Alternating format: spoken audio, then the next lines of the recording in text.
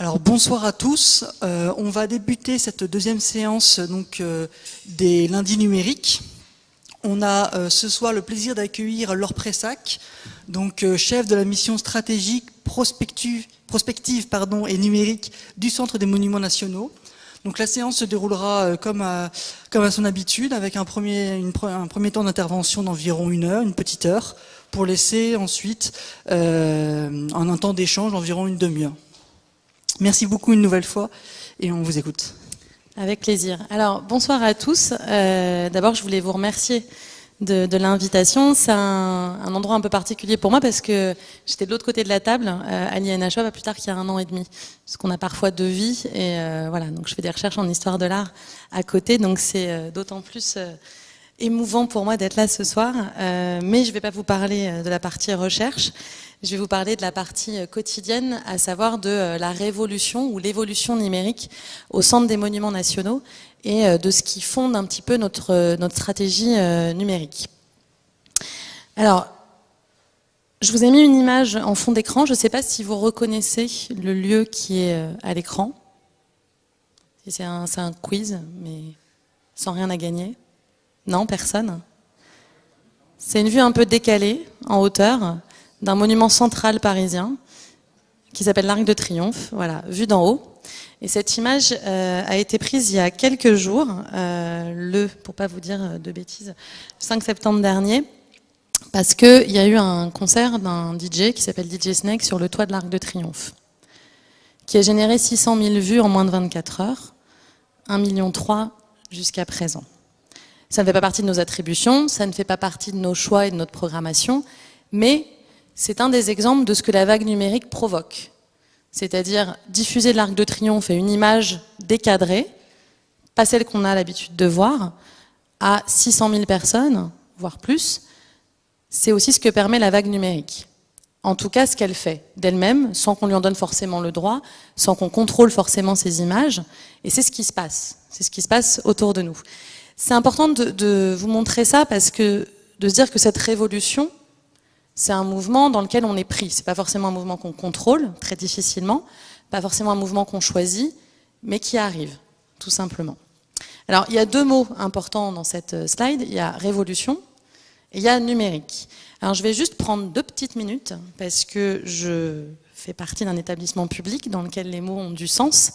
Et numérique, ça peut vouloir dire tout et n'importe quoi. Vous avez peut-être pas la même définition que moi j'ai.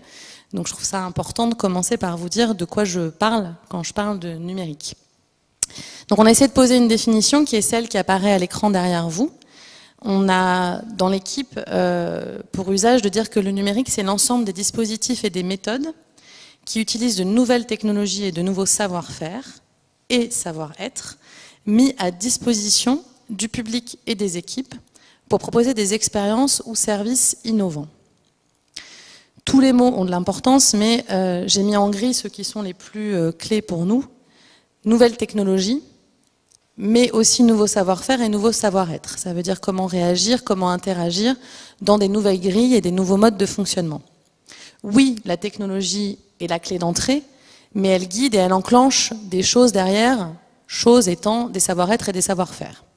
Deuxième élément, c'est le public et les équipes. C'est quelque chose qui est très souvent oublié ou passé sous silence.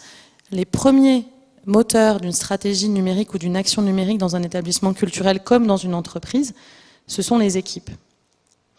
On ne peut pas prétendre essayer de diffuser du numérique à un grand public si, en interne, on n'a pas éveillé, fait un peu de pédagogie, diffusé des outils. C'est très important pour nous que les équipes soient aussi des relais de cette stratégie et de cette diffusion du numérique. Le dernier point, c'est expérience et service innovant. Innovant, ça veut dire qu'il n'a pas été fait avant, qui amène quelque chose de neuf et dans une logique de service, c'est-à-dire qu'on va amener des nouveaux équilibres et des nouveaux éléments à notre public ou à notre non-public, comme je le dis assez souvent. C'est un des enjeux des établissements culturels de toucher du non-public. Alors, numérique, je l'ai traité. Je vous pose une définition avec laquelle vous êtes d'accord ou pas, mais en tout cas, c'est celle dans le cadre que je vais me poser pour cette heure. Et puis, il y avait révolution. Alors, j'ai mis sur cette slide une diffusion qui est une réalité, une accélération qui pousse à l'action. Si vous lisez la presse, autour du numérique, il y a un certain nombre de mots qui sont associés. La transition numérique, la transformation numérique, l'évolution numérique, la révolution numérique. Moi, je me suis posé la question de savoir, finalement, qu'est-ce que nous, on est en train de vivre et comment on réagit par rapport à ce numérique. Alors, j'ai tout simplement été chercher la définition. Une révolution, non féminin, changement brusque et violent dans la structure politique et sociale d'un État qui se produit quand un groupe se révolte contre les autorités en place et prend le pouvoir. Il y a un peu de violence dans cette définition. L'image que je vous ai mis en illustration, c'est une œuvre qui a été installée au château de Waron, qui est un des châteaux que le CMN gère, et qui s'appelle « Here is the end of all things », donc là où tout se termine, mais aussi là où tout commence. Vous avez à l'image une chouette. On parle souvent dans le numérique des licornes, un animal fantastique qui arrive et qui va tout révolutionner et tout changer, et qui impose son pouvoir magique, point d'interrogation, en tout cas son pouvoir sur l'ensemble des structures qui existaient auparavant. On peut se demander qui sont ses concurrents et comment ce changement brusque et violent est pris. Alors, le changement brusque et violent, j'ai essayé de l'objectiver un petit peu. Je vous ai listé à gauche les principales inventions techniques depuis le milieu du 19e siècle. Je ne vais pas y passer trop longtemps, mais l'idée c'était de vous montrer que, à partir de la photographie, on a un rythme de développement de nouvelles techniques à peu près tous les 30 ans. Si vous allez en bas du tableau, vous arrivez à un rythme qui est plutôt tous les 2 ans. J'ai pas continué après 2010, mais évidemment, il y a tous les réseaux sociaux qui apparaissent au fur et à mesure. Ce qui est encore plus accéléré, c'est pas tellement ces nouvelles inventions, c'est leur rythme d'adoption. Donc j'ai essayé de vous trouver 2 ou 3 chiffres qui étaient un petit peu marquants. En 1997, 20% des ménages français avaient un ordinateur. 20%. Et 1% de la population était internaute. C'était il y a 20 ans, c'était pas si loin que ça. Moi, c'est le moment où j'étais encore à l'école. Je fais partie de ces gens qui ont étudié sans avoir d'ordinateur. 2017, 20 ans après, 100% d'internautes parmi les moins de 40 ans. La génération digitale, moi je ne rentre pas dans les termes, mais le poids de ces chiffres-là et de cette accélération, c'est ça qui matérialise ce changement brusque et violent. D'autres éléments, c'est sur les temps qu'on passe et le rapport à ce temps-là. C'est un temps accéléré, mais c'est aussi un temps plus important dans le quotidien. Donc ça, c'est des chiffres de 2012, j'ai pas trouvé, 2012 et 2016, j'ai pas trouvé plus récent. Les Français passaient en moyenne 20 heures devant la télévision, 13 heures devant Internet. On atteint les 18 heures pour Internet en 2016, sans que les 20 heures de télévision n'aient baissé. Ça aussi sur le fantasme de quelque chose qui remplace une pratique précédente, non, ça vient en plus, c'est du temps complémentaire. Mais évidemment, c'est du temps qui est pris sur autre chose. En tout cas, aujourd'hui, ça veut dire qu'Internet, à peu près équivalent à la télévision. Et ça s'est fait en 20 ans. En revanche, 11% des internautes français sont entre guillemets inéligibles à un Internet de qualité. Alors, c'est un article récent du Monde qui parle de la fracture numérique. C'est intéressant aussi de souligner cette dimension-là. C'est brusque, c'est violent et c'est pas du tout universel. Parce qu'on a quand même 10% des gens qui sont en dehors de cette marche accélérée. Alors, une révolution, une vague, un tsunami. Quand on travaille dans les monuments sur un temps long à préserver des bâtiments très solides, on peut se dire que notre rôle, c'est de lutter contre ça, de rester un fort impénétrable et solide face à ça. Je fais juste 2 minutes sur le Centre des monuments nationaux parce que je ne suis pas sûre que tout le monde connaisse bien l'institution. Donc on est un établissement public qui gère une centaine de monuments dans toute la France. Alors à la fois des gros, entre guillemets, donc l'Arc de Triomphe, le Mont-Saint-Michel, des structures de ce type qui dépassent le 1 million de visiteurs, et des lieux un peu plus confidentiels qu'on ouvre à la visite, comme la maison natale de Georges Sand à Nohant, comme le château de Bussy à Butin. Notre ADN, ce qui fait notre essence, et vous allez voir que ça fait écho à cette révolution numérique, c'est un principe de solidarité. Dans des termes un peu plus barbares, c'est la péréquation, c'est-à-dire que le système marche de manière solidaire. Les gros aident les petits. On fonctionne à 100 monuments, pas un d'un côté, un de l'autre, tous ensemble. Ça veut dire aussi qu'on a un réseau autour de nous et qu'on a des activités qui servent l'ensemble de ces missions. Donc on a un réseau de 70 librairies-boutiques. On représente plus de 9 millions de visiteurs, donc on dit souvent qu'on est le premier opérateur touristique et culturel. Devant le Louvre, c'est plus facile parce qu'on a 100 monuments, mais pour vous donner un peu l'emprise que représente le Centre des monuments nationaux. Ça veut dire, quand je vous décris ce réseau, qu'on est comme un filet qui va recevoir ces perturbations de la révolution numérique. Certains vont réagir d'une certaine manière, d'autres vont peut-être le prendre de manière plus frontale. Évidemment, ça n'a pas du tout le même impact quand on est le château de Bussy-Rabutin et quand on est l'Arc de Triomphe. En tout cas, ce qui se passe, c'est que tout s'impose à nous de la même manière, c'est-à-dire que le CMN, cette institution séculaire, doit s'interroger sur des nouvelles règles qui arrivent via cette révolution numérique. Alors, ces nouvelles règles, j'ai essayé de les résumer avec 5 adjectifs, dans lesquels je vais un petit peu passer de temps, pour vous montrer comment ils sont à la fois représentatifs et comment on s'en est inspiré, ou comment on a dû les absorber peut-être, en tout cas comment cette révolution a dicté sa loi, d'une manière plus ou moins violente. Je vous ai mis en tête une citation de Rifkin qui parle d'une 3e révolution industrielle, qui serait l'émergence d'un nouveau modèle économique fondé sur le partage et les communautés collaboratives.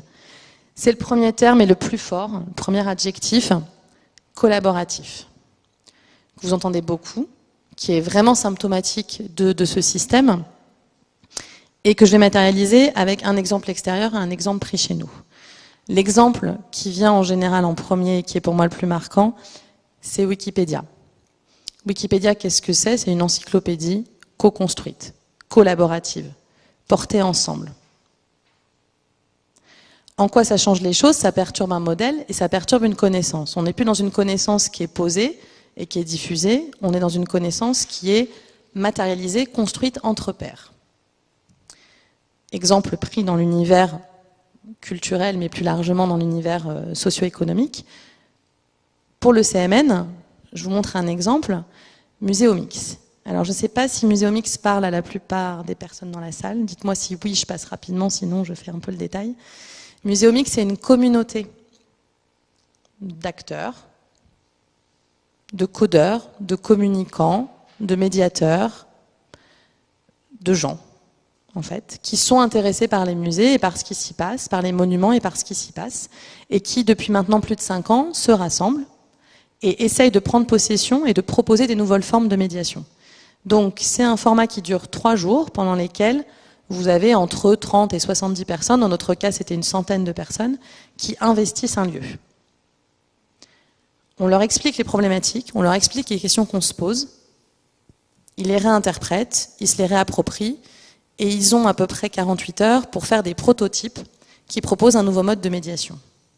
Ça veut dire quoi? Ça veut dire qu'on est dans une logique où, évidemment, la médiation et le propos qu'on tient sont du ressort et de la responsabilité de l'établissement, mais on va écouter une autre voix, une construction différente, qui est faite d'acteurs du quotidien, de gens qui habitent dans le coin, qui sont proches du monument, d'une manière ou d'une autre, qui s'y intéressent. L'image que vous avez à l'écran, donc c'est le Muséomix Est qu'on a fait donc en novembre 2016 au Palais du Tau à Reims, qui a permis de faire émerger 6 prototypes et qui, le dimanche après-midi, ont été mis à disposition du public, qui est venu en nombre, parce qu'on a eu autant de monde que sur une journée du patrimoine. Donc on a proposé à des visiteurs de voir des prototypes proposés par d'autres gens. Je ne sais pas quel autre terme utiliser, c'est-à-dire des acteurs qui s'intéressaient à ce qu'on disait et ce qu'on faisait dans ce musée, dans ce monument. Un peu comme Wikipédia, une certaine horizontalité. Deuxième adjectif, pardon, je suis passée un peu rapidement, j'ai oublié de revenir sur mon deuxième adjectif. Gratuit. J'aurais pu reciter Wikipédia, puisque Wikipédia, vous y accédez aujourd'hui sans payer. On vous demande de contribuer et d'essayer de le développer, mais vous y accédez gratuitement. Un autre exemple, celui que je vous affichais à l'écran juste à l'instant, Facebook. C'est marqué dessus, sur la première page, c'est gratuit et ça le restera toujours. Ça, je ne sais pas dire, hein, c'est l'engagement des fondateurs de Facebook, mais en tout cas, c'est quelque chose qui pose et c'est une réalité. Vous utilisez Facebook, ça ne vous coûte rien, à part votre abonnement Internet, etc., mais vous ne payez pas pour cet accès. C'est quand même une approche dans un monde capitaliste qui interpelle, qui interroge et qui sape un peu certains fondements et certains fonctionnements. L'industrie culturelle de la musique, notamment, a été beaucoup perturbée par ce modèle et par les diffusions type streaming. Comment ça se matérialise chez nous? Je vous donne un exemple. Une visite de Vincennes en famille, château de Vincennes. Ce que vous avez à l'écran, c'est des copies d'écran d'une application de visite qu'on a développée. Donc il y a eu un coût pour l'établissement parce qu'il faut une plateforme technique pour la développer, il faut un scénario, il faut un regard sur la médiation, qu'est-ce qu'on dit, à quel niveau, comment. Donc ça c'est le travail d'une personne qui est une chargée d'action éducative. Vous le voyez, il y a des dessins, donc il faut forcément du graphisme. Et puis derrière, il faut maintenir ce dispositif, faire en sorte que les bugs techniques soient corrigés, répondre aux éventuelles questions, propulser l'application sur les stores, que ce soit Google ou Apple. Aujourd'hui, on propose cette offre-là gratuitement à nos visiteurs, qui pouvaient avoir avant l'habitude de payer pour un audio guide, ou de payer pour une visite guidée, ou d'acheter un petit livre pour faire la visite avec leurs enfants. Donc ça perturbe aussi nos équilibres. Sans que ça rentre en collision avec une mission qui est une mission de démocratisation, ça nous interroge. D'accord ? On s'aligne sur cette offre-là. Pourquoi aussi ? Parce que d'autres pourraient proposer cette visite-là gratuitement et qu'on considère qu'on a envie, que c'est notre rôle, que c'est notre mission, de mettre à disposition ces éléments-là gratuitement.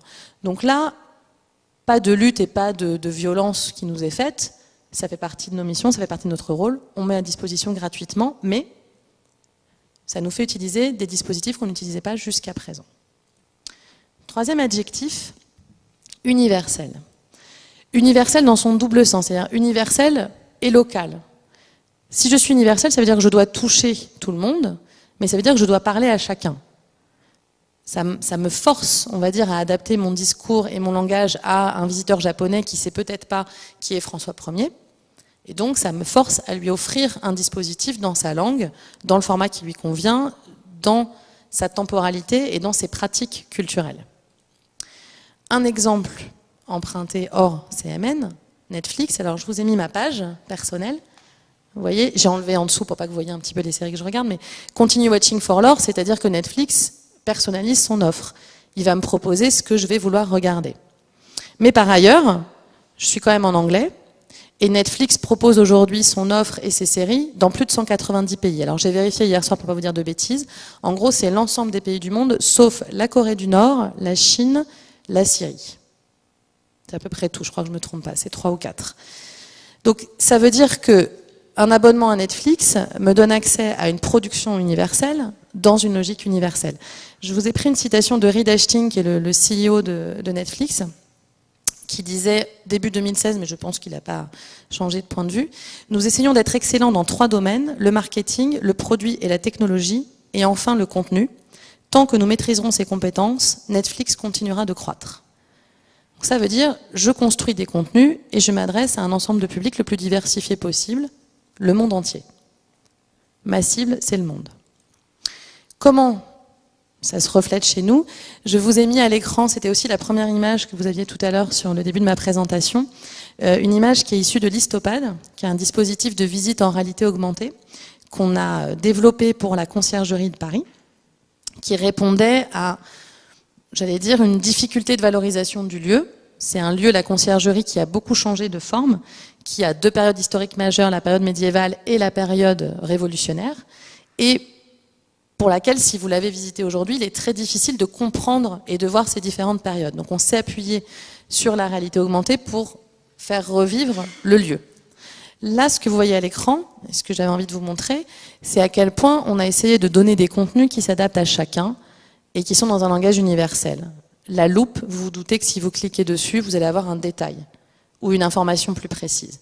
La flèche en haut, si vous cliquez, vous allez avoir un petit topo qui vous présente la salle des gendarmes, ce qu'elle représente et ce qu'elle veut dire. Ce que je ne vous montre pas à l'écran, mais que je vous dis, c'est que ce dispositif-là, il a été fait en 6 langues, il peut être développé en plusieurs. Donc aujourd'hui, un visiteur chinois qui vient à la conciergerie, il a une expérience qui est dans sa langue. Et ça, c'est quelque chose que les visiteurs nous disent apprécier.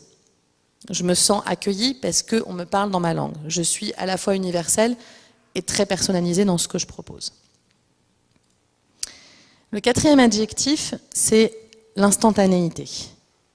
Alors vous vous doutez que dans un monde qui va toujours vers l'accélération plus rapide, que j'essayais de vous montrer au début, quand on travaille dans les monuments dont la logique est d'être dans un temps long, c'est une révolution violente, forte, qui perturbe nos équilibres, qui nous interroge sur nos missions et qui, on va dire, rend plus difficile notre rôle. Alors, un exemple pris hors de l'univers du CMN. Cette image très très léchée, c'est les spectacles. Donc, je ne sais pas si vous connaissez ce dispositif qui est proposé par Snapchat, qui est en fait des lunettes que vous mettez, qui vous permettent de filmer en direct 10 petites secondes. Vous vous connectez sur vos comptes et c'est diffusé directement live sur vos réseaux sociaux qui sont branchés avec les lunettes. Je vis quelque chose, je le filme, il est directement mis sur mes réseaux sociaux. Je suis dans une instantanéité totale.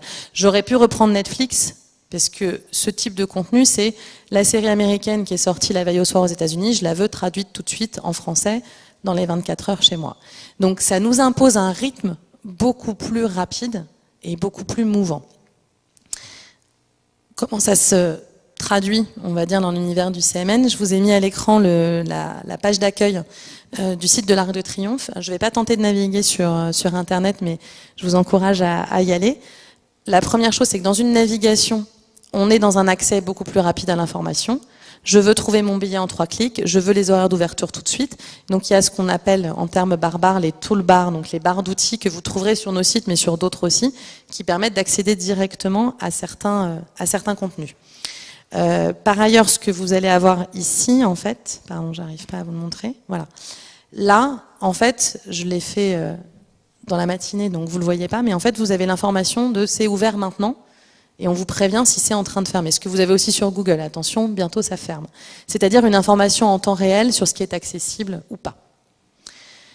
Donc cette instantanéité, elle force à la diffusion et à la rapidité de réaction sur différents contenus.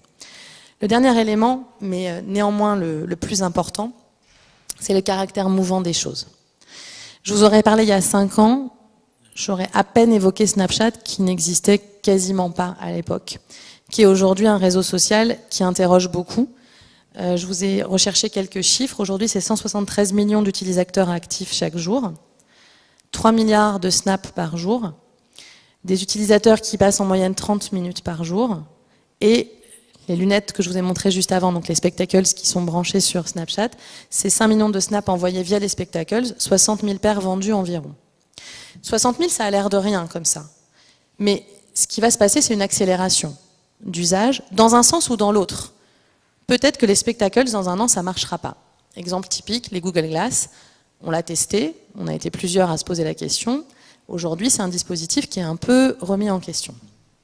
Donc ça veut dire qu'on est en permanence dans une mobilité qui interroge. Si vous me demandez de vous dire où on va être dans 3 ans sur la stratégie numérique du CMN, je ne répondrai certainement pas à cette question, parce que si quelqu'un prétend avoir la réponse, je pense qu'il a tort. C'est très difficile de faire les bons choix et de savoir où on va. Donc notre enjeu, c'est justement de suivre cette révolution en prenant ce qu'il y a de bien, c'est-à-dire cette capacité à tester, à expérimenter. Et c'est là où on n'est peut-être pas dans une révolution dans son premier sens, qui est aussi violent et aussi barbare que ce qu'il sous-entend d'une vague qui nous emporterait, qui s'imposerait à nous et qui changerait toutes nos façons de faire du jour au lendemain. Alors, je ne suis pas sûre que vous arriviez à lire, parce que j'ai voulu mettre une belle image et du coup, j'ai un petit peu fait ça au détriment de la citation. C'est un extrait d'un texte de David Lacomblette qui date de 2013, autant dire une éternité dans le monde numérique, mais que je trouve toujours aussi forte. Il avait écrit un manifeste pour une citoyenneté numérique. Et il avait écrit dans ce texte, jour après jour, il semble donc qu'à travers son accessibilité, sa quasi-exhaustivité, sa gratuité, sa diversité, le numérique offre les garanties d'un paysage culturel idéal. Il reviendrait finalement à dire que c'est pas si violent et si barbare que ça. Alors comment on fait pour que ce ne soit pas une révolution aussi douloureuse? On revient au poids des mots. La révolution, c'est aussi autre chose. C'est aussi un nom féminin, qui veut dire le mouvement d'un objet autour d'un point central, d'un axe, le ramenant périodiquement au même point. Qu'est-ce qui fait qu'on vit bien le numérique et comment on construit une stratégie au CMN? C'est parce qu'on a cet axe qui nous tient, qui nous porte. Ce que vous avez à l'écran, alors je vous encouragerais bien à aller le voir, mais je crois que c'est complet, c'est Johan Bourgeois qui est en ce moment en train de faire un spectacle au Panthéon et qui travaille justement sur ce point de gravité. Au Panthéon, vous avez des gros poteaux très lourds, très épais, pilier du monument, et vous avez le pendule de Foucault qui navigue et qui bouge en permanence. La difficulté dans un univers tel que celui-là, c'est d'avoir un ancrage. Et c'est ça qu'on fait quand on définit une stratégie numérique, en tout cas c'est comme ça que nous on a travaillé. Face à ces vagues, quel est notre point d'ancrage? Qu'est-ce qu'on veut faire? Alors c'est assez simple, ça se résume en un seul mot. C'est pas parce que c'est un mot que c'est facile, hein, mais voilà. Notre seule mission, c'est de connecter. Ça tombe bien dans une époque où on parle de numérique, mais nous, ce qu'on fait, c'est qu'on connecte un passé et un futur, à travers le présent dans lequel on vit aujourd'hui. On connecte un public et des collections, des monuments, des histoires. Et aussi, on connecte un territoire avec son monument, avec son identité. C'est très important pour nous, parce que c'est peut-être ce qui fait notre différence quand je parlais du réseau et des 100 monuments. À chaque fois, il y a des réalités et des environnements qui sont très différents. Donc ça fait partie de ce qui nous constitue. Alors, pour faire une stratégie, il faut une mission, qui est notre axe directeur, notre pivot central, et il faut un petit peu une ambition, parce que sinon, effectivement, on ne fait que gérer le quotidien sans essayer de le dépasser. Alors, voilà la façon dont on l'a écrit. Devenir une tête de file sur le numérique culturel patrimonial à travers un positionnement marqué sur la logique de transmission. Ça ne devrait pas vous étonner, je viens de parler de connexion, de transmission. Ce positionnement de connecteur est cohérent avec notre mission patrimoniale de passeur d'histoire. Patrimoine, transmission, passeur d'histoire. On pourrait se dire qu'on a tout inventé, qu'on a posé ça sur le papier et qu'on a défini notre stratégie numérique. Il y a un point qui est essentiel. Quand je parle de point d'ancrage, c'est un point d'ancrage global. Une stratégie numérique, c'est pas une stratégie hors sol qu'on pose comme ça un matin en se levant parce que on s'est pris un énième tsunami numérique d'une nouvelle invention qu'on a envie d'essayer. On est cohérent avec ce qui est notre identité et ce qui est notre mission. Quand on est un opérateur culturel, on a des missions qui sont clairement posées. Il y a un texte de loi qui s'appelle le Code du patrimoine qui dit très clairement ce qu'on est censé faire au Centre des monuments nationaux. Donc en fait, la stratégie numérique n'est que la prolongation des missions du CMN sur un autre territoire avec de nouvelles règles dans un environnement dont les règles ont changé. Ce que je vous ai expliqué au début, ces règles qui changent, on se les applique, mais sans dévier de notre axe central. Donc ce que je vais essayer de faire là, c'est de vous montrer comment, au-delà de quelques exemples qui illustrent comment ces règles se sont imposées à nous, comment on les a fait nôtres, comment notre stratégie numérique est une déclinaison de nos missions et une atteinte de nos objectifs. Je vous ai mis à l'écran donc le texte officiel. Donc notre mission en tant qu'établissement public national, c'est d'entretenir, de conserver, de restaurer les monuments nationaux ainsi que leurs collections, dont il a la garde, d'en favoriser la connaissance, de les présenter au public et d'en développer la fréquentation lorsque celle-ci est compatible avec leur conservation et leur utilisation. Donc, tout ça, c'est des missions qui sont très complexes. Et la question, c'est comment on mobilise le numérique au service de ces différentes missions, comme une déclinaison finalement stratégique de ce qu'on doit faire. Alors, je vais revenir aux mots, tout simplement. Entretenir, conserver, restaurer. Exemple pratique, la Villa Cravrois. Donc si vous ne la connaissez pas, c'est un des chefs-d'œuvre de Manet Stevens qui date du début des années 30 et qui a été faite à la demande de la famille Cavrois, et ça se situe à Croix, dans la banlieue très proche de Lille. Là, c'est l'image du lieu en 2004, donc laissé à l'abandon. Ça a été un chantier majeur de plus de 10 ans de travaux, et voilà la tête qu'elle a aujourd'hui. J'aime beaucoup faire ce avant-après. On devrait le faire plus souvent. Voilà, avant-après. Quand on parle d'entretenir et de rénover, alors je passe très rapidement sur cette partie de numérisation 3D, de connaissances et d'outillage pour les architectes, mais évidemment qu'on a ces technologies au service des chantiers et des équipes qui travaillent là-dessus. Mais c'est aussi la cohérence du propos et le respect du bâtiment. Manet Stevens, quand il a conçu cette maison, il n'avait pas prévu qu'elle soit visitée par des visiteurs. Elle était pour une famille qui y habitait, dans laquelle il y avait des meubles, et il n'y avait pas besoin de mettre des cartels pour expliquer telle ou telle œuvre ou tel élément à l'intérieur du passage. Donc c'était important dans notre rôle de maintenir cette identité, cette force du bâtiment. Donc ça veut dire qu'on a choisi ce dispositif-là, qui s'appuie sur des technologies de captation et de numérisation 3D, pour restituer à l'intérieur de la maison ce qu'elle a été et la façon dont l'architecte l'avait conçue. Donc, je ne sais pas si c'est très visible à l'écran, là c'est la pièce telle qu'elle est aujourd'hui, rénovée. Vous voyez qu'elle est vide parce qu'on n'a pas forcément tous les meubles. Alors, on en a récupéré quelques-uns au fur et à mesure. Mais ce que vous avez à l'écran, c'est la visite guidée captée. Quand vous êtes in situ, vous pouvez louer cette tablette pour visiter. Et ce que vous voyez là, c'est le mobilier tel qu'il était au moment où la famille Cavran habitait à l'intérieur. Donc là, je vous montre comment le numérique peut nous aider certes à présenter, mais à maintenir et à entretenir sans perturber. C'est-à-dire que c'est une solution pour ne pas mettre des cartels. C'est une solution pour pallier au fait qu'on n'a pas ce mobilier à présenter et pour être vraiment dans cet entretien et cette conservation du bâtiment qu'on vient de restaurer. Deuxième élément, dans cette logique de parvenir à restaurer et à aider, je vous ai mis à l'écran la page d'accueil de Ma Pierre à l'édifice, qui est notre plateforme de dons en ligne. Donc on a développé une plateforme qui nous est propre, sur laquelle vous pouvez contribuer à la rénovation, à la restauration, à la mise en beauté de certains de nos monuments. Au choix, vous pouvez aider le Centre des Monuments Nationaux de manière générique, vous pouvez aider sur votre monument préféré ou vous pouvez aider sur un projet en particulier. Là, en l'occurrence, c'était Sphinx et Amour pour le château de Champs-sur-Marne. Là, je vous montre un aspect du numérique pour nous aider à restaurer, rénover, etc. Derrière ça, il y a aussi une transmission de ce qu'est notre métier, de ce qu'est la restauration, de ce qu'est la conservation. Par exemple, là, je ne vais pas le dérouler, mais vous avez des éléments sur ces statues. On a fait une campagne sur le château d'Azel-Rideau pour les épis de fêtage. Alors, les épis de fêtage, moi personnellement, je ne savais pas ce que c'était avant la campagne.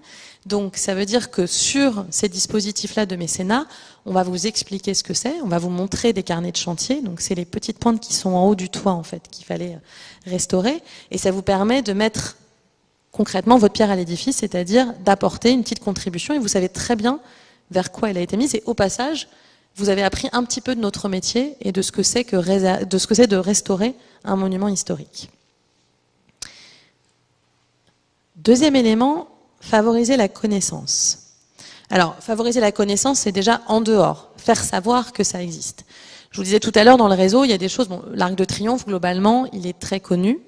Alors, je vais faire mon petit test habituel. Qui d'entre vous est déjà monté dans l'Arc de Triomphe? Voilà, j'adore ce moment. 1, 2, 3, 4, 5 sur une trentaine, voilà. Donc, on pense qu'on connaît, mais peut-être que vous ne savez pas plein de choses sur l'Arc de Triomphe. Vous ne savez pas qu'il y a une cérémonie de la flamme tous les soirs à 18h30 qui permet de rappeler la dimension, on va dire, historique de ce monument. Vous ne savez peut-être pas les horaires de visite, qu'on peut y aller jusqu'à très tard le soir. Vous ne savez peut-être pas à quel point tous les décors sculptés sont intéressants et à quel point il y a des choses à en dire. Donc ça, c'est le rôle des sites internet, de ce que nous, on a appelé notre galaxie de sites, parce que forcément, au CMN, quand on est dans un réseau de mutualisation, quand on a changé notre site internet, c'est pas un site, c'est plus de 90 sites. Donc heureusement qu'il y a une équipe très solide, à la fois l'équipe de la mission stratégie prospective et numérique. Donc ils sont 4, hein, David, Indreg, Bettina, Anna, pour mettre des prénoms sur les gens qui travaillent derrière ça. Et de l'autre côté, la communication digitale, Aurore, Baptiste, Juliette. Au passage, voilà, 7 personnes, 90 sites internet. Donc vous vous doutez que derrière, on a un tout petit peu automatisé certaines choses pour optimiser le dispositif. Ce que vous avez à l'écran, c'est aussi tous les formats. C'est-à-dire qu'aujourd'hui, si on veut faire savoir et faire connaître, il faut s'adapter à tous nos publics. Vous vous rappelez mes éléments d'universalité. Aujourd'hui, par exemple, les Coréens, ils sont très très peu sur les écrans en fixe. Ils sont tous sur des tablettes et sur du mobile. Donc ça ne sert à rien de faire un très beau site internet s'il n'est pas compatible avec un format mobile. Faire savoir et faire connaître, c'est aussi prendre en compte les différents profils de visiteurs ou de non-visiteurs qu'on a en face de nous. Alors je vous ai volontairement mis la page en anglais. On a construit les contenus de notre site pour que vous trouviez ce que vous cherchez selon qui vous êtes. Selon que vous êtes, donc je commence en haut à gauche, un visiteur, générique, un journaliste, un professionnel du tourisme, un professeur, un mécène, un candidat, un fournisseur, vous n'allez pas chercher les mêmes éléments. Vous vous rappelez mes 5 adjectifs, il y avait aussi l'instantanéité. Là, c'est l'idée que, par exemple, quand je suis supplier, donc a priori un fournisseur, ce qui va m'intéresser, c'est les marchés, c'est les éléments comme ça. Donc, je clique ici, vont remonter les documents et les pages qui sont liés à mon rôle et à mon métier. Troisième exemple, néanmoins pas le moindre, c'est quelque chose qu'on a mis en place et qui s'appelle Inspirez-moi, que vous trouverez sur la première page, donc sur la homepage de nos sites internet, qui est un peu l'idée aussi de faire connaître. Comme je vous l'ai dit tout à l'heure, je vous ai cité le château de Bussy-Rabutin. Je suis pas sûre, quand je vois que déjà il y a que 4 personnes qui sont montées à l'Arc de Triomphe, que beaucoup soient allés au château de Bussy-Rabutin. L'idée pour nous, c'est de tirer le fil et de vous faire découvrir peut-être d'une autre manière certains de nos monuments. Donc vous avez par exemple Elles ont fait l'histoire, qu'on a publié quand on a ouvert le site internet le 8 mars 2016. Ça ne s'invente pas, il fallait qu'on fasse un petit clin d'œil pour ce jour. Et c'est 4 ou 5 éléments qui nous permettent de présenter différents monuments du CMN, sous l'angle des femmes qui les ont conçus et des histoires de femmes qui s'y sont déroulées. Poil, plume, écaille, vous allez trouver des choses autour des animaux. Il va y avoir du sport. En fait, c'est tourner ce qui peut être une contrainte comme une force. Venez vous entraîner en escaladant les 200 et quelques marches des Tours de Notre-Dame. Venez courir dans le parc de Saint-Cloud. Venez découvrir différents éléments et pratiquer dans nos parcs. Ça nous permet au passage de souligner qu'on est un acteur patrimonial culturel, mais qu'on a aussi un patrimoine vert. On entretient des parcs et des jardins. Voilà. Donc c'est aussi faire connaître ce qu'on fait, nos différents lieux, et faire des échos entre les différents endroits du réseau. Dernier élément sur se faire connaître, on se fait aider depuis peu par des petits robots, et l'intelligence artificielle est un champ qu'on explore. Ce que je vous ai mis à l'écran, c'est Ask Mona, qui a été développé récemment, que vous pouvez trouver sur Messenger, donc vous pouvez commencer à parler avec elle, et Ask Mona, Mona va vous donner des conseils de sortie culturelle. Donc là, je vous ai mis une copie d'un échange que j'ai eu avec elle. En fait, voilà, elle me dit, niveau budget, qu'est-ce que tu préfères ? Peu importe. Elle me demande où je suis, peu importe le lieu, elle va me donner des adresses, et elle me demande certains critères. Donc là, je lui ai dit que je voulais la peinture, mais il y a différents éléments qu'on peut sortir. Là encore, faire connaître sur des réseaux sur lesquels on n'était pas forcément il y a quelque temps. Être présent sur Messenger, c'est toucher un public différent de ceux qu'on touche d'habitude, et c'est faire connaître différemment le CMN. Autre exemple, est-ce que vous savez ce que c'est que je vous montre là à l'écran ? C'est un zoom de quelque chose, tout à fait. Parce que vous voyez l'écran ici du niveau du zoom. Est-ce que vous mesurez le niveau de zoom qui est à l'écran ? C'est une tapisserie, tout à fait, qui se trouve dans un château un petit peu dans l'ouest de la France. La tapisserie de l'Apocalypse, qui est conservée à Angers et que vous voyez là avec un niveau de gigapixels. Donc ça a été fait par les équipes de Google qui maîtrisent cette technologie. Je vous le montre ici parce que c'est pareil, faire connaître, parce que ce qu'on a fait, c'est qu'on a numérisé et on a mis en ligne sur la plateforme Google Agriculture qui est visible dans le monde entier par un certain nombre de visiteurs et d'internautes, ces différents éléments. Et puis surtout que vous retrouvez ce que je vous disais tout à l'heure sur faire connaître, c'est-à-dire que là, vous voyez quelque chose que vous n'avez jamais vu avant, même votre œil ne peut pas le voir, et ça a aidé aussi, pour faire le lien avec l'activité précédente, les équipes de restauration et de conservation, parce que là, elles ont vu certains éléments et certaines techniques de restauration qui avaient été utilisées pour la tenture. C'est aussi, je souligne, pour vous montrer à quel point on essaye de ranger les choses dans des cases, mais c'est la force et l'essence du numérique de casser des frontières.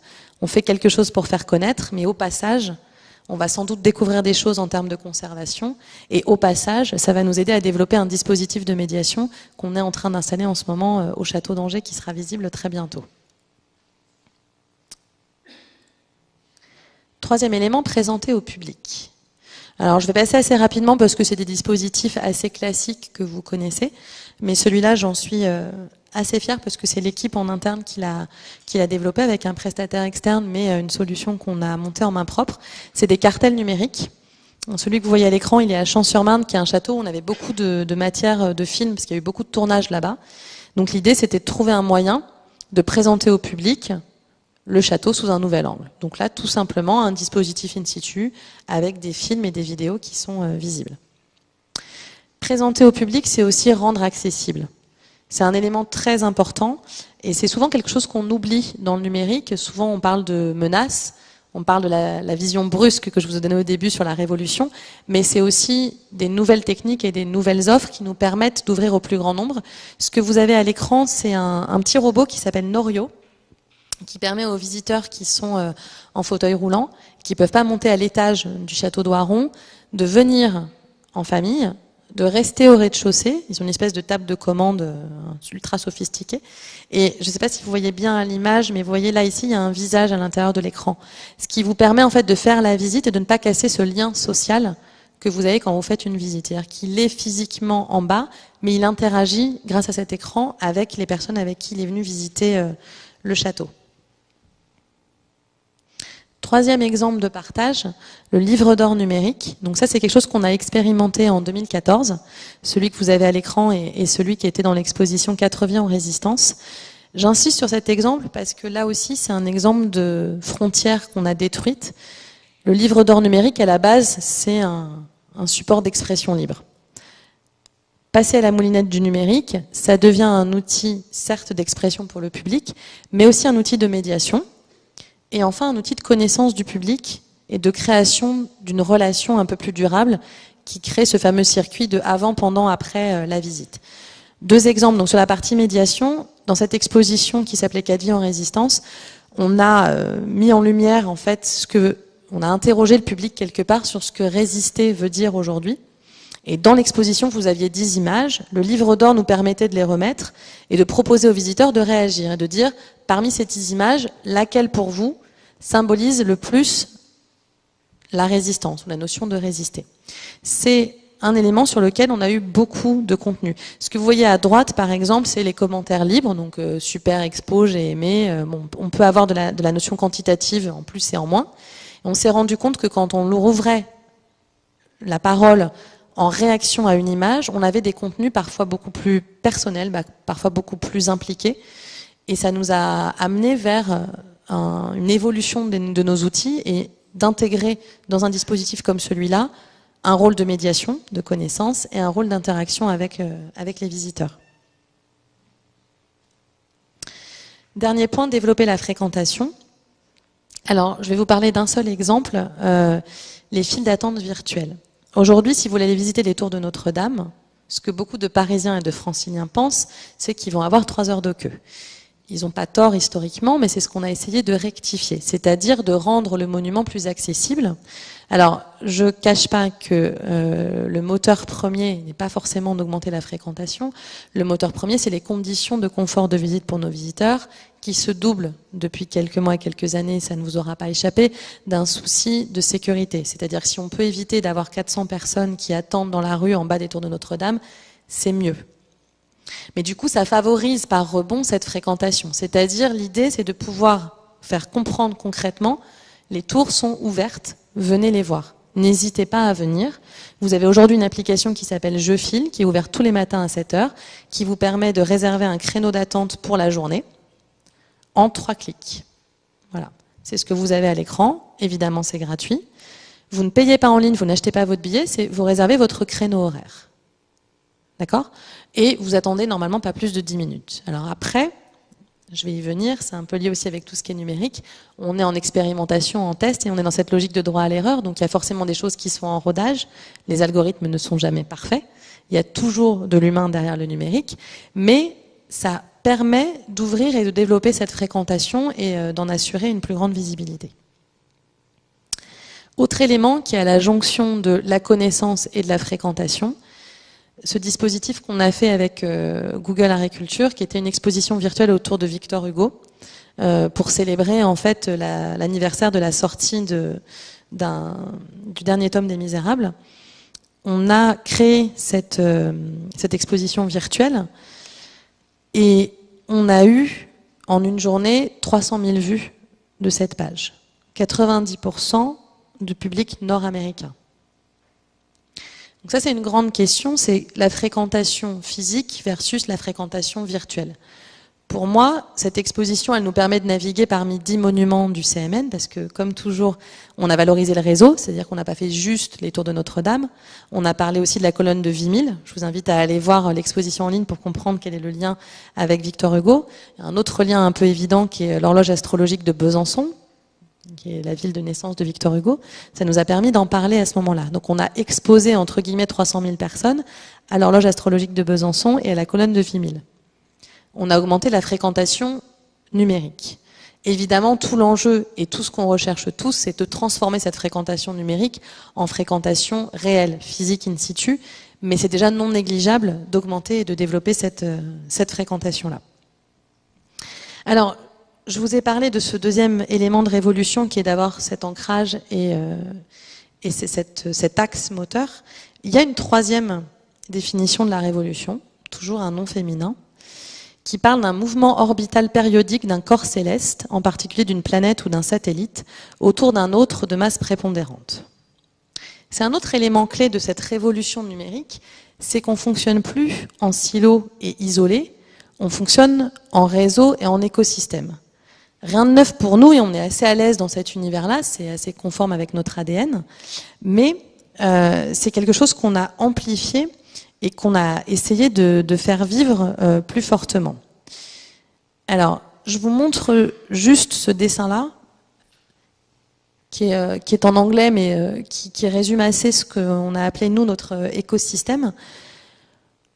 On n'est pas hors sol. Quand je disais tout à l'heure, la stratégie numérique n'est pas distinguée de la stratégie classique du CMN, c'est pareil sur notre établissement. Quand on est un établissement public au service de l'État et de ses missions, on travaille avec un réseau d'acteurs depuis des années. Le numérique ne vient pas casser tout ça. Il ouvre de nouvelles portes, il permet de nouvelles actions, mais il ne fait qu'amplifier des choses déjà existantes. Donc, les médias existaient déjà, juste on en a des nouveaux qui s'appellent parfois Twitter, parfois LinkedIn, parfois Google+, parfois Facebook. Les écoles et les universités, c'était déjà le cas avant. On a juste une porte peut-être plus ouverte sur des universités à l'étranger et à l'international. Troisième acteur, les institutions culturelles, idem. On avait déjà des liens, on a déjà des échanges et des partenariats, des contraventions entre acteurs culturels. Ça juste amplifie et ouvre le champ des possibles. Partenaires publics et CMN lui-même constituent des réseaux complémentaires. Je parle d'un réseau pour le CMN et sur un écosystème. Quand je vous parlais de l'exposition virtuelle de Victor Hugo et des 10 monuments, on s'est appuyé sur les équipes. C'est les équipes qui ont fait vivre ce contenu, qui l'ont rédigé, qui l'ont porté et qui ont fait que cette exposition virtuelle a vu le jour. Ce qui est nouveau, c'est ces petites pousses en bas de l'arbre, mais qui sont aussi son avenir, c'est les startups. Alors, j'avais dû faire l'exercice, donc je l'ai pas mis à jour, mais je pense qu'il est à peu près vrai. Voilà toutes les startups avec lesquelles on a travaillé depuis 3 ans et demi. Certaines avec qui on a travaillé sur des projets qui sont achevés maintenant, d'autres avec lesquels on vient juste de lancer des choses, d'autres qui sont des partenaires dans la durée. On a parfois testé, parfois expérimenté, parfois ça a marché, parfois ça n'a pas marché. Je ne vais pas faire le détail des unes et des autres, mais il y a là-dedans, en tout cas à chaque fois des rencontres, et je pense, j'espère, il faudrait leur en demander, mais une fertilisation croisée, pour le dire en français dans le texte, c'est-à-dire des échanges qui leur ont permis de s'appuyer sur notre connaissance du secteur, nos enjeux, et de servir en fait les ambitions qui sont celles d'un acteur public, et pour nous, de capitaliser sur des regards neufs, d'aider des jeunes pousses à grandir, et comment dire, de se frotter au sens positif des choses à une évolution et une méthode de travail plus numérique. Ça se fait jamais de manière simple et fluide, sinon ce serait trop facile et tout le monde le ferait, mais avec de l'énergie et j'allais dire une attitude positive en permanence, ça crée, je pense, des projets qui sont intéressants pour les uns et les autres et surtout pour le public pour lequel on les destine. J'ai essayé de synthétiser un tout petit peu. Je vais même réussir à tenir le temps, c'est incroyable, quand on sait à quel point je suis bavarde. Ce que cette transformation digitale nous impose, j'ai essayé de jouer avec les mots. J'ai pas remis la révolution parce que vous voyez qu'elle est triple. Donc j'ai mis une transformation, c'est peut-être un peu plus doux, mais j'ai mis qu'elle nous imposait quand même des choses. La première chose, c'est d'être conscient du vertige digital. C'est les chiffres que je vous ai mis au début, cette accélération, ce volume. On peut faire comme si ça n'existait pas, mais à un moment ou à un autre, la vague, elle va arriver. Donc il vaut mieux être conscient de ça, s'interroger pour trouver les bonnes réponses. Ça ne veut pas dire faire du tout numérique et abandonner le reste. Dans tous les projets qu'on fait, L'humain est au cœur et au centre, sinon ça n'aurait pas de sens. La deuxième chose, c'est formuler ses buts et rester fidèle. Ce que je vous ai exprimé en vous parlant de cet axe central qui nous porte et de qui on est. Si je ne suis pas en train de travailler sur le rôle du CMN, ce que je fais n'est pas utile. Ni pour moi, ni pour mes équipes, ni pour les visiteurs. Ça veut dire que d'autres le font, ça veut dire que ce n'est pas prioritaire. Troisième chose, identifier et construire son écosystème. Je l'ai mis en tout petit, mais digital, mais pas seulement. C'est-à-dire que les startups, alors je prends l'exemple de Muséomix qui est très intéressant. On dit souvent que c'est un dispositif numérique. Muséomix, c'est des prototypes qu'on fait en 24 heures, donc c'est souvent avec des bouts de papier et des crayons à la fin. C'est pas grave. Ce qui est numérique là-dedans, c'est la façon de travailler. Le numérique, ce que je vous ai mis au début, c'est des technologies, mais pas que. C'est surtout des savoir-être et des savoir-faire qui sont différents. Des façons de travailler qui sont différentes. Ça veut dire qu'il faut savoir s'entourer. Cet écosystème, il est vital parce que on ne sait pas de manière intrinsèque travailler avec ces nouvelles règles. Il faut qu'on s'adapte et il faut qu'on s'enrichisse de ceux qui, peut-être, sont un peu comme Monsieur Jourdain, font de la prose sans le savoir, c'est-à-dire font du numérique de manière, entre guillemets, native et vont peut-être entrer en collision positive avec nous, comme des étoiles dans ma révolution de tout à l'heure. Le dernier point, c'est apprendre l'art de la coordination, c'est-à-dire orchestrer tout ça dans le bon temps, avec les bons choix. C'est la chose la plus difficile du monde. Ce que je vous ai dit au début sur l'univers mouvant, impossible de savoir si on fait les bons choix. Accepter de se tromper, c'est très difficile. Mais c'est aussi comme ça qu'on va faire naître des beaux projets. Et ça a 1000 ans. La tarte tatin, elle est née d'une erreur aussi. Donc, accepter ce choix de l'erreur et accepter de coordonner différents acteurs qu'on n'a pas forcément l'habitude de voir travailler ensemble, c'est l'essence et le sel de ce dispositif. Je voulais citer un extrait d'un monsieur qui s'appelle Dominique Cardon, qui a écrit un livre passionnant qui s'appelle Aquarêve, les algorithmes, que je vous conseille de lire en tant que citoyen et en tant que personne qui s'intéresse au sujet culturel. Les deux éléments devraient vous forcer à le lire. Avec la carte, nous avons perdu le paysage. Le chemin que nous suivons est le meilleur pour nous, mais nous ne savons plus bien identifier ce qu'il représente par rapport aux autres trajets possibles, aux routes alternatives et peu empruntées, à la manière dont la carte compose un ensemble. Il faut demander aux algorithmes de nous montrer et la route et le paysage. Ça veut dire ne pas s'enfermer dans ce que la technique et la technologie, que les algorithmes aujourd'hui nous tracent. C'est pas pour rien que j'ai passé un peu de temps sur l'intelligence artificielle, qui est pour moi un des enjeux majeurs de demain, en tout cas dans le secteur culturel. C'est de vraiment à chaque fois prendre le grand axe et la grande vision, ne pas se laisser embarquer dans des choix qui paraissent trop évidents. Et finalement, ce qui va faire la différence, c'est l'histoire qu'on raconte. Ce que vous avez à l'écran, c'est un dispositif qui s'appelle Le Roi et la Salamandre. Alors je reviens sur un projet qui est vieux à l'échelle numérique parce qu'il date de 2015, il a 2 ans. C'est un jeu en ligne. Et ce que vous avez à l'écran, c'est un des épisodes qui se passe devant le château d'If. Donc ce qui est représenté là, c'est le château d'If. Là, c'est François Ier. Et là, c'est Étincelle, la petite salamandre. Il y a plein d'éléments dans cette image qui symbolisent la façon dont on travaille sur le numérique au CMN.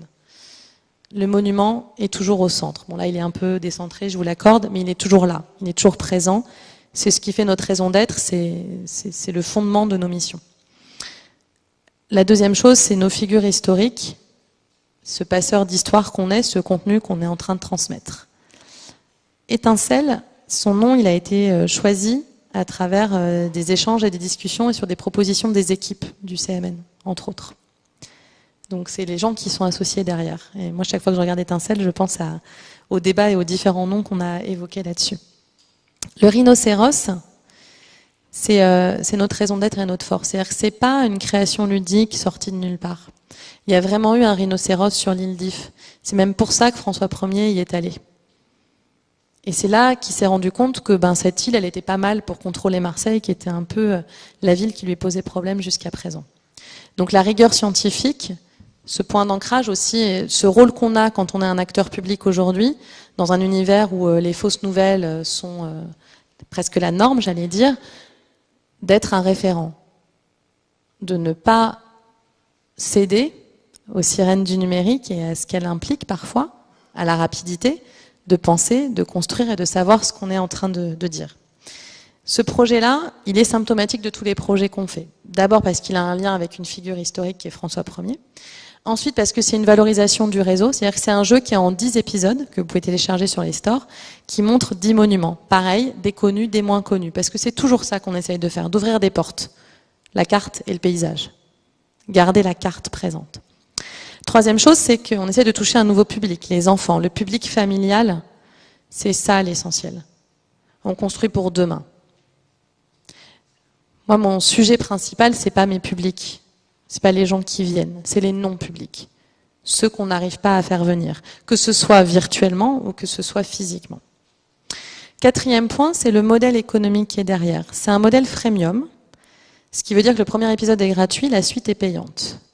Vous vous rappelez ce que je vous ai dit au début sur les questionnements autour de ce qui est gratuit, ce qui n'est pas gratuit, ce que le numérique nous impose. Ce questionnement-là, on se l'est beaucoup posé.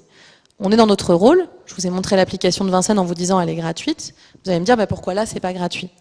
Pourquoi c'est pas gratuit? Parce que dans l'univers des jeux pédagogiques en ligne, de nombreuses enquêtes montrent que les parents, si le dispositif est gratuit, ils pensent qu'il n'est pas bon. Ils pensent qu'il n'est pas fiable. Donc on le vend cher par rapport au référentiel de l'univers numérique, mais parce que c'est un gage de qualité et c'est aussi le travail qui a été fourni derrière de recherche, de design, de graphisme. Dernier point, c'est aussi symptomatique de notre façon de travailler parce que personne en interne au CMN ne sait faire le design et ne sait animer les personnages que vous avez vus à l'écran. Donc on a travaillé avec une start-up qui est spécialisée sur ce type de projet et qui a eu des gros succès à son actif. Donc c'est aussi symptomatique de tout ça. Je voulais conclure sur cette notion de révolution. J'avais pas la solution jusqu'à hier soir, en toute sincérité. Et je l'ai trouvée en revenant au dictionnaire, en fait. Donc, je vous ai mis 3 définitions de la révolution. Le mouvement violent, brusque, qui nous arrive dessus. Le mouvement latéral, l'orbite. La notion de constellation et des satellites. Mais il y a autre chose, il y a l'étymologie du mot, en fait. Et je l'aime beaucoup parce qu'elle nous rappelle, en fait, que finalement, ce qui est le plus révolutionnaire, c'est ça, en fait, c'est les histoires. L'histoire avec un grand H et les histoires qui la composent, comment on transmet et comment on matérialise tout ça. Et ben ça, c'est en fait, c'est l'étymologie du latin revolutio, de revolvere, ramener en arrière. Ramener en arrière dans le sens de devoir refaire, devoir parfois se tromper, peut-être échouer, remettre sur l'ouvrage, et puis ramener en arrière dans le temps, revenir à ce qui fait notre essence, notre histoire, nos monuments, et en fait, nos missions à tous. Parce que ce qui est important aussi aujourd'hui, c'est que moi je vous parle du point de vue d'une institution culturelle qui défend un patrimoine, qui le préserve. On a parlé beaucoup de collaboratif, mais le ramener en arrière, il est collectif. Se ramener tous ensemble dans un collectif et le ramener pour construire un futur. Donc j'avais mis révolution avec le R entre parenthèses, mais en fait c'est une quadruple révolution. Je vais terminer là-dessus, en fait, de se dire toujours revenir à ce qui nous tient et d'où l'on vient. Voilà, merci beaucoup.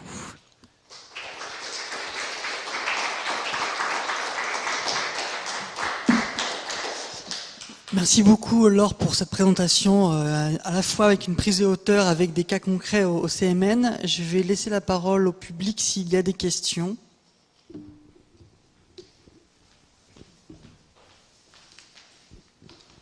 Alors bonsoir, merci pour cette présentation.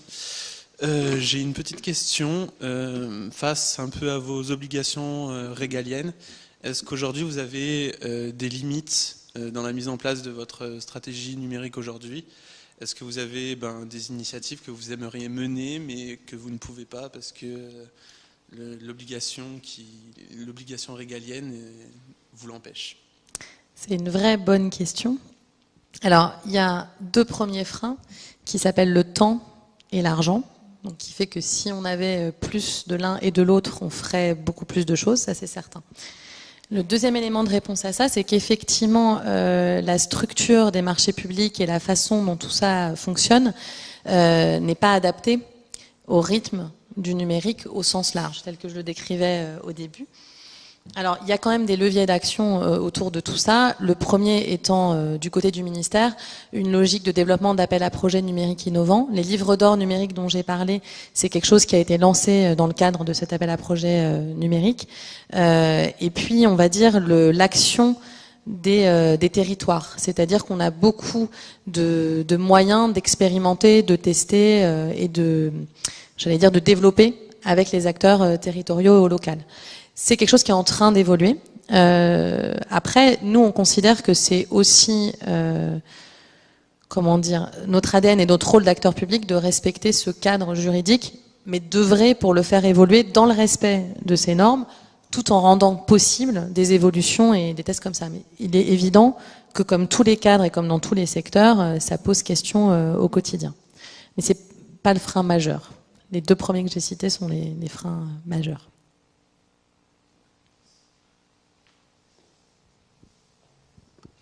Une autre question?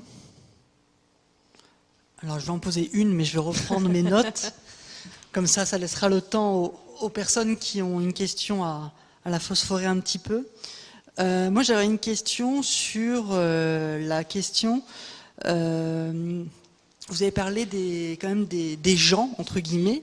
Est-ce que vous avez fait des études de public pour savoir quels sont les... Alors, c'est difficile de typer les personnes et les personnes qui vont utiliser l'Histopad ou les autres dispositifs que vous avez mis en place, mais est-ce que c'est accompagné d'études de public pour essayer de mieux identifier ces personnes qui utilisent vos dispositifs? Alors, c'est une vraie question complexe. Ce que j'ai pas arrêté de répéter, alors c'est vrai que j'ai du mal à trouver un terme, donc je continue à dire les non publics, parce que voilà, le public et les non publics.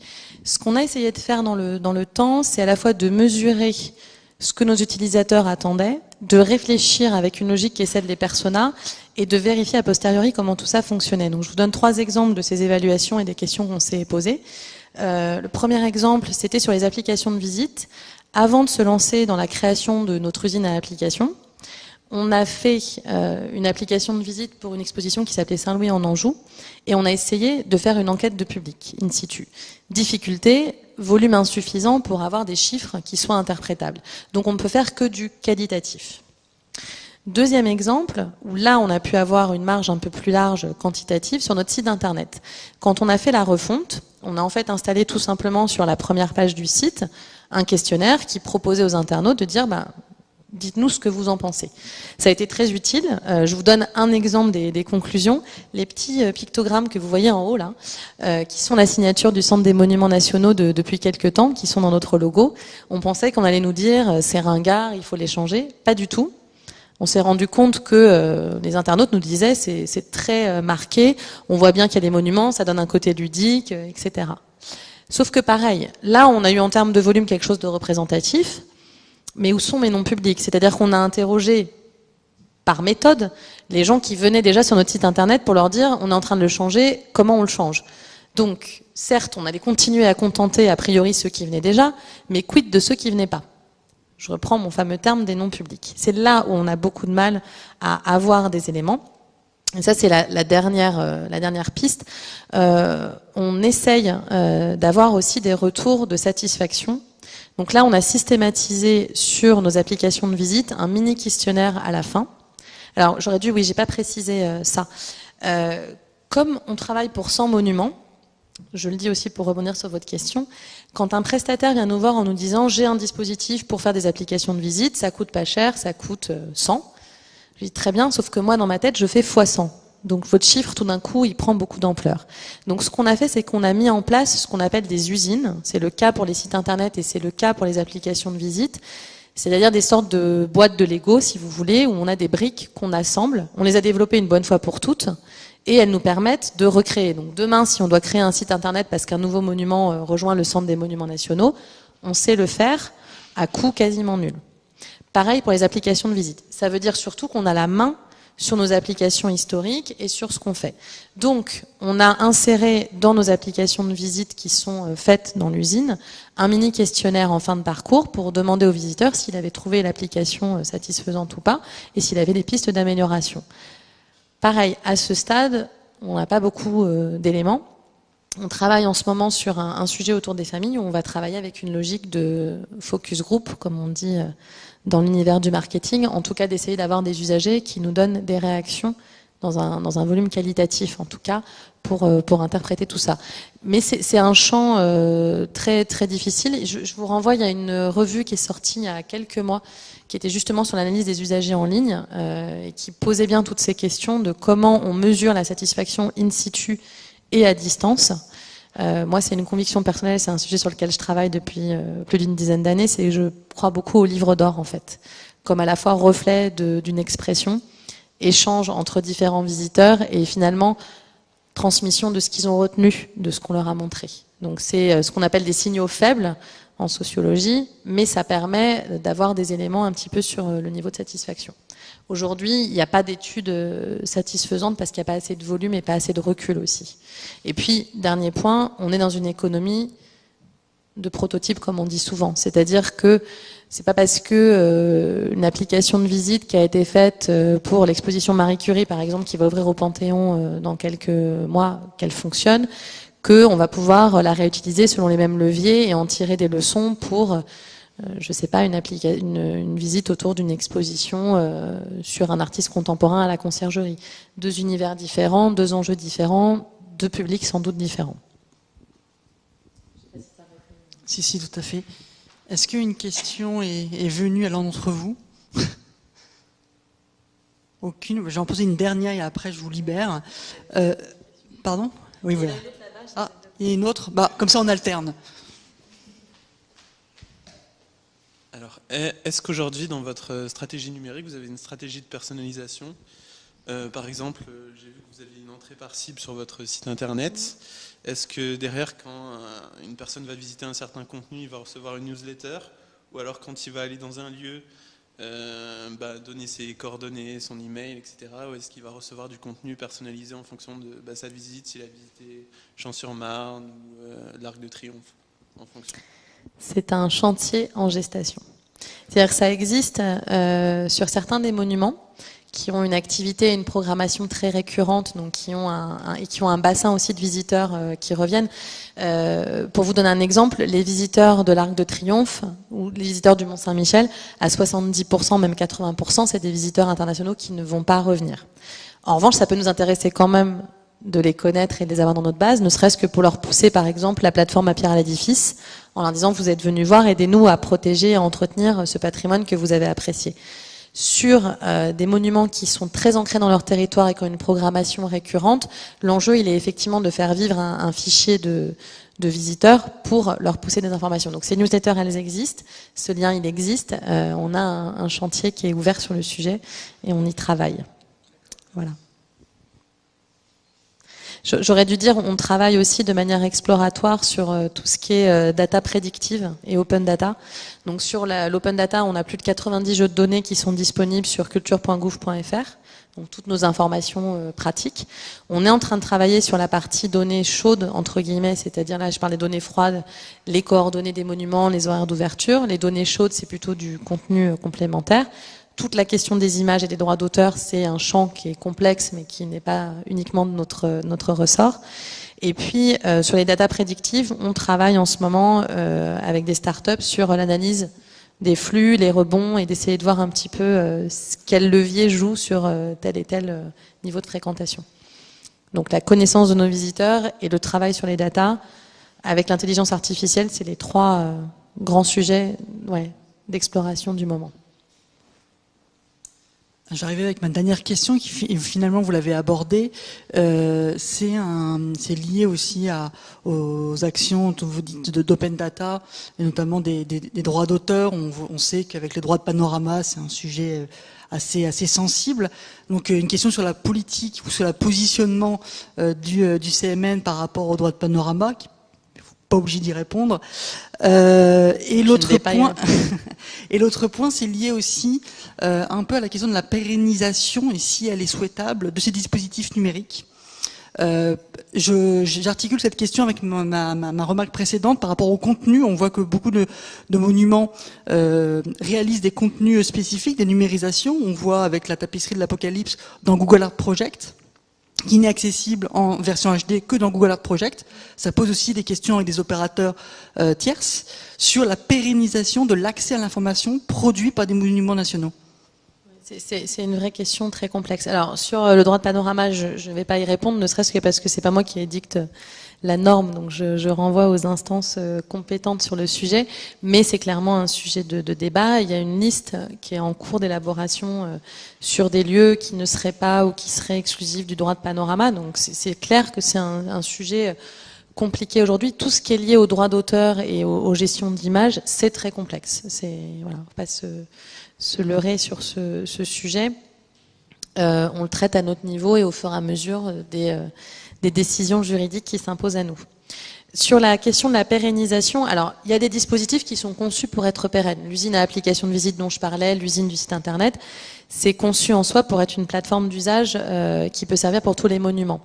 Sur le reste, c'est ce fameux droit à l'erreur du numérique, c'est-à-dire qu'on teste, on explore. Il y a des projets qu'on a abandonnés, il y a des projets qu'on a stabilisés, c'est-à-dire que, par exemple, les livres d'or numériques, on les avait installés sur 6 monuments. On ne va pas généraliser sur les 100 monuments, mais on va sans doute pérenniser sur un certain nombre.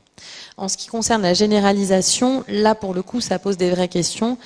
Et tout comme chaque public est spécifique, chaque monument du CMN est spécifique. Donc, il n'y a jamais de généralisation, on va dire, totale et absolue sur le réseau. Sur la diffusion des contenus et des captations, alors, c'est pareil, c'est un champ de contraintes croisées sur qui a la propriété et les droits sur tel et tel modèle. Voilà. Toutes les questions qui sont posées par une plateforme comme Sketchfab, que certains d'entre vous connaissent peut-être, qui concentre un certain nombre de modèles en 3 dimensions, ça rejoint les questions de droit de panorama et de scan. On sait qu'il y a des gens qui savent aujourd'hui scanner des façades de monuments et les restituer. On sait que le British Museum, par exemple, a scanné et a laissé en libre accès un certain nombre de modèles 3D. La peur initiale était que des gens en fassent des bases pour faire des objets qui vendraient dans le commerce et qu'ils en sortent avec un enrichissement personnel. Moi, cette menace-là me paraît pas forcément valable, mais en tout cas, sur la propriété du droit de tel ou tel modèle 3D, aujourd'hui, la transitivité entre les différents acteurs est encore une fois très complexe. Donc, on est au croisement de marchés publics, de droits juridiques, d'appropriation, qui font que j'ai pas une réponse générique, c'est au cas par cas sur tel ou tel projet, sur tel ou tel usage. Voilà. Mais on essaye effectivement, et on est en train de la structurer, nous, d'avoir une base partagée des modèles numériques. Il faut aussi avoir en tête que les besoins des uns et des autres ne sont pas les mêmes. Quand on travaille pour une logique d'architecture ou de travaux, on va pas prendre la même captation d'image, on va pas faire la même orthophoto que si on travaille pour créer un modèle 3D qui doit être visible, par exemple, dans un dispositif de visite en réalité augmentée. Parce que là, il faut que le modèle soit plus léger et qui visualise d'autres choses. Mais on a eu des ponts intéressants sur des captations qui avaient été faites. On a recapté des modèles réduits qui n'ont pas la valeur, évidemment, de la saisie 3D du monument lui-même, mais qui nous ont permis de faire des petites maquettes interprétatives pour des objectifs de médiation pour du public. Donc ça, effectivement, on le fait, et on le fait en transitivité entre différents acteurs. Et c'est vraiment du cas par cas. C'est difficile pour moi de répondre de manière générique. On essaye, en tout cas, de stabiliser et de partager des modèles 3D dans un format minimal. Voilà. Dernière question. J'avais juste une dernière question pour finir. Il me semble que parmi ces 100 monuments, il y en a qui ne sont pas forcément ouverts au public, en fait. Alors normalement, s'ils ne le sont pas, c'est qu'ils le seront bientôt. La colonne de Juillet, par exemple, dans quelques mois. L'hôtel de la Marine, fin 2019. Et puis alors, les 100, c'est très variable parce que on a aussi la gestion des tours des cathédrales, voilà, des monuments religieux. Là, le chœur, le passage, ça appartient à l'église en France. Ça doit être ouvert au plus grand nombre. Mais voilà. Et puis il y a certains lieux dont on a la charge et c'est un périmètre qui est mouvant en permanence. Voilà. Il y a des lieux qui sont plus ou moins ouverts, plus ou moins fermés pour des raisons de restauration, de travaux. Par exemple, là, en ce moment, le château de Voltaire à Ferney est fermé au public parce qu'on le rouvre dans quelques mois, parce qu'on a fait des travaux justement pour permettre un meilleur accès et une meilleure médiation. Et justement, est-ce que pour ces lieux fermés, est-ce que le numérique peut servir à... Oui. à faire des visites virtuelles, à le rendre...